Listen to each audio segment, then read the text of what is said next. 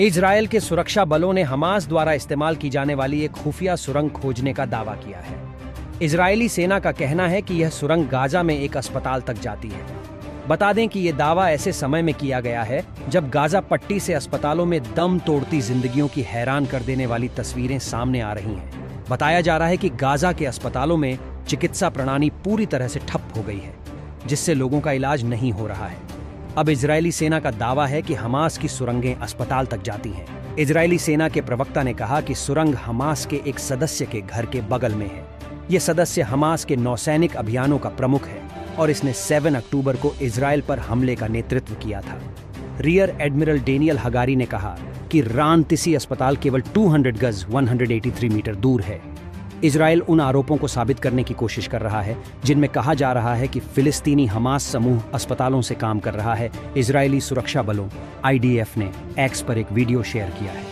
इसमें कहा गया है, इन सुरंगों के अंदर हमास के आतंकवादी छिपते हैं, काम करते हैं और इजरायली बंधकों को उनकी इच्छा के विरुद्ध बंधक बनाकर रखते हैं। उन्होंने कहा कि सुरंग में बिजली सौर पैनलों की मदद से पहुंचाई जाती है। यह सुरंग जमीनी स्तर से लगभग 20 मीटर नीचे बुलेट प्रूफ और विस्फोटक प्रूफ दरवाजे तक जाती है। उन्होंने कहा, यह इस बात का पुख्ता और स्पष्ट सबूत लगता है कि अस्पताल सुरंग से जुड़ा हुआ है। इजरायली बलों ने कहा कि सुरंग को ढक दिया गया ताकि कोई इसे ढूंढ न सके। यह सुरंग अस्पताल एक स्कूल और संयुक्त राष्ट्र की इमारत के बगल में। इजरायली सेना ने वीडियो और तस्वीरें साझा की जिसमें उसने कहा कि गाजा में एक बच्चों के अस्पताल के तहखाने में हमास द्वारा इकट्ठे रखे गए हथियार पाए गए हैं। उन्होंने दावा किया कि ऐसी प्रतीत होता है कि इसी जगह पर बंधकों को रखा है। सैन्य प्रवक्ता रियर एडमिरल नील हगारी ने कहा कि सैनिकों को रैंटिसी अस्पताल के तहखाने में हमास लड़ाकों द्वारा रखे गए हथगोले, आत्मघाती जैकेट और अन्य विस्फोटकों सहित हथियारों के एक शस्त्रागार के साथ एक कमांड सेंटर मिला है। यह कैंसर रोगियों के इलाज में विशेषज्ञता वाला एक बाल चिकित्सा अस्पताल है। उन्होंने कहा, हमास अस्पतालों का इस्तेमाल कर रहा है। लोग अस्पतालों से RPG दाग रहे हैं। यह हमास है। दुनिया को समझना होगा कि इजराइल किसके खिलाफ लड़ रहा है। गोलियों के निशान वाली एक बाइक की ओर इशारा करते हुए उन्होंने दावा किया कि बंधकों को गाजा सीमा पार से बाइक पर लाया गया था और इस तहखाने में बंधक बनाकर रखा गया था। महिलाओं के कपड़े, कुर्सी से बंधी रस्सियां, डायपर और तहखाने में एक दूध पिलाने की बोतल ने उन क्षेत्रों के बारे में संदेह बढ़ा दिया जहां बंधकों को रखा गया था। कमोड और वेंटिलेशन से युक्त एक अस्थायी शौचालय भी वहां पाया गया है। उन्होंने कहा, हम देख सकते हैं कि शौचालय, शॉवर और छोटी रसोई जैसी बुनियादी सुविधाएं आतंकवादियों को उनकी जरूरतें मुहैया कराती हैं।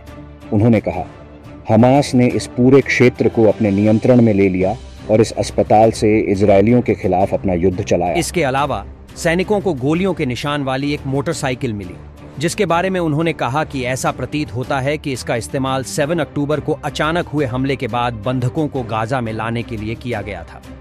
7 अक्टूबर को हमास के बंदूकधारियों ने दक्षिणी इजरायल में हमला किया था, जिसमें लगभग 1200 लोगों की मौत हो गई थी और लगभग 240 बंदियों को पकड़ लिया गया था। जवाबी कार्रवाई में इजरायल ने गाजा पट्टी पर ताबतोड़ बमबारी शुरू कर दी है और इसके बाद एक जमीनी कार्रवाई की है, जिसमें सैनिकों को इलाके में काफी अंदर तक घुसते देखा गया है। फिलिस्तीनी स्वास्थ्य अधिकारियों के अनुसार गाजा में 11,000 से अधिक लोग मारे गए हैं। सोमवार को गाजा के मुख्य अस्पताल अल शिफा अस्पताल के गेट के बाहर इजरायली टैंक तैनात किए गए थे, जहां सैकड़ों मरीज अभी भी निकाले जाने का इंतजार कर रहे हैं। जैसे जैसे आक्रमण आगे बढ़ा, इजरायल ने हमास पर कमांड सेंटरों और हथियारों को छिपाने के लिए अस्पतालों और अन्य नागरिक बुनियादी ढांचे का इस्तेमाल करने और नागरिकों और अस्पताल के मरीजों को मानव ढाल के रूप में इस्तेमाल करने का आरोप लगाया है। हमास और गाजा में अस्पताल अधिकारियों ने इस बात से इनकार किया है कि स्वास्थ्य सुविधाओं का इस तरह से उपयोग किया गया है में इस्तेमाल करने का आरोप लगाया है। हमास और गाजा में अस्पताल अधिकारियों ने इस बात से इनकार किया है कि स्वास्थ्य सुविधाओं का इस तरह से उपयोग किया गया है। गाजा में इजरायल हमास लड़ाई का ताज़ा केंद्र बिंदु अस्पताल बन गए हैं। हमास द्वारा संचालित स्वास्थ्य मंत्रालय ने कल कहा कि अस्पतालों में ईंधन की कमी के कारण कम से कम 6 शिशुओं और 9 मरीजों की मौत हो गई है और उत्तरी गाजा के सभी अस्पताल अब ठप हैं। इसमें अल शिफा अस्पताल भी शामिल है, जो पट्टी में सबसे बड़ा अस्पताल है।